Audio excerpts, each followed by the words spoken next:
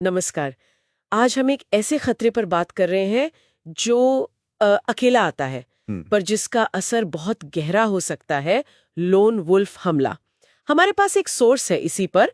Title है lone wolf हमला, एक अकेला खतरा। हाँ। तो आज हम इसी सोर्स के जरिए समझेंगे कि भाई ये लोन वुल्फ हमला आखिर है क्या चीज, इसकी क्या खासियतें हैं और क्यों ये इतना मुश्किल पहेली बना हुआ है सबके लिए। चलिए खोलते हैं इसे जरा।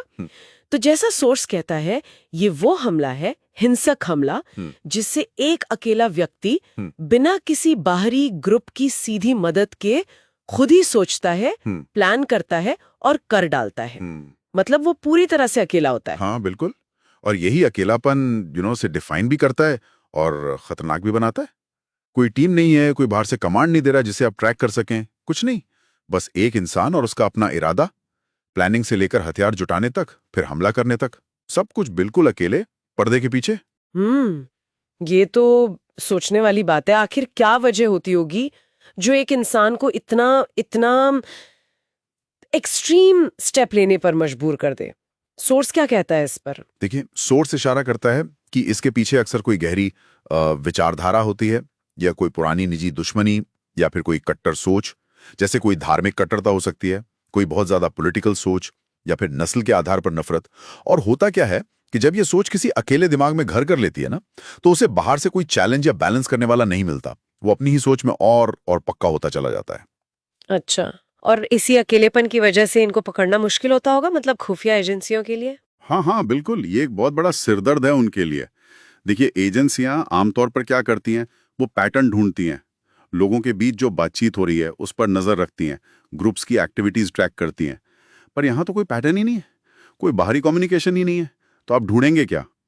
ये किसी नेटवर्क का हिस्सा तो होते नहीं, तो रडार के नीचे रहते हैं एकदम। इनकी प्लानिंग पूरी तरह से पर्सनल होती है। और ये सिर्फ थियोरी नहीं है ना, हमने असल दुनिया में देखा है ये कितना भयानक हो सकता है।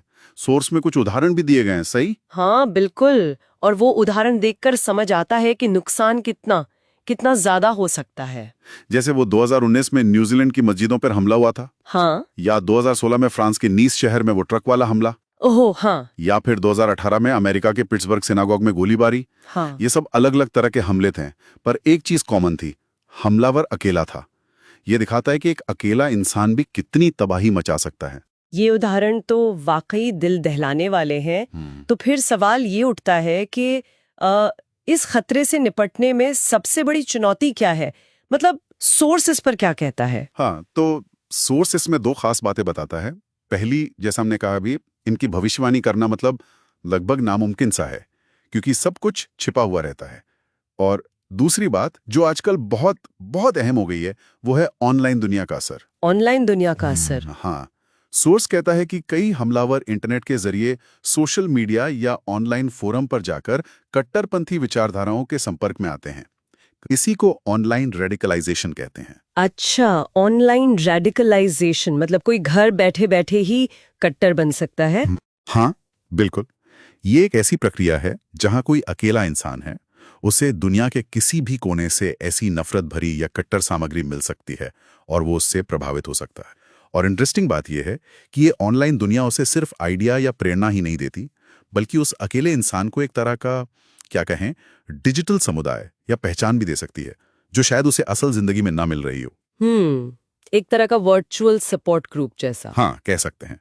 एक वर्चुअल सपोर्ट सिस्टम जो उसके खतरनाक इरादों को और हवा दे सकता है। तो ये पहलू इस पूरे मामले को और भी कॉम्प्लेक्स बना देता है।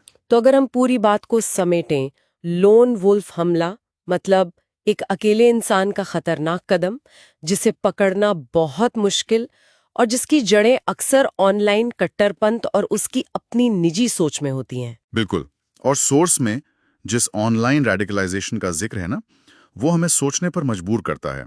आज के डिजिटल युग में जहां अकेलापन भी है और ऑनलाइन जुड़ाव भी है, बड़ा सवाल ये उठता है कि समाज उन लोगों तक कैसे पहुंचे जो अलग थलग महसूस करते हैं या अकेलेपन से जूझ रहे हैं। उन्हें इन नफरत फैलाने वाली विचारधाराओं के जाल में फंसने से कैसे बचाया जाए? ये सिर्फ सुरक्षा एजेंसियों का काम नहीं है, ये पूरे समाज के लिए एक बड़ी चुनौती है, जिस पर हमें लगातार सोचने और काम करने की जरूरत है।